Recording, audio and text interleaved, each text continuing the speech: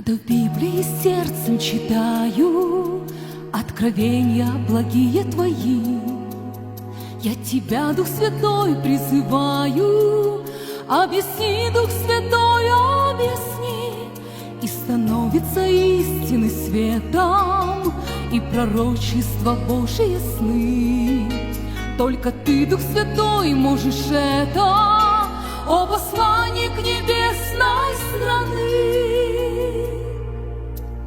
Ты, как веяние тихого ветра, Дух Святой, Дух Святой, я объята Тобой и согрета, утешитель Ты мой. Когда люди, живущие в спешке, отвергают призывы Твои и бросают в лицо мне насмешки, я прошу, Дух Святой, защити.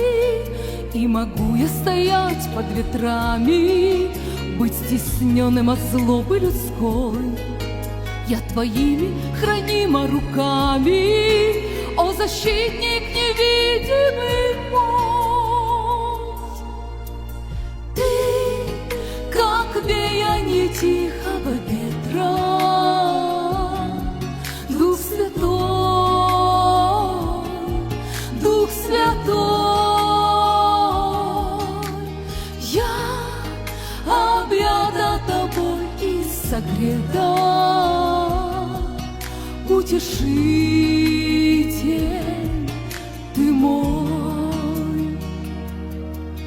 И случается в жизни, встречаю вражьи стрелы, падения в пути, Слово Божье вмиг открываю, я прошу, Дух Святой, умудри, и польются живою рекою водопады Господней любви, и ликую я вместе с Тобою.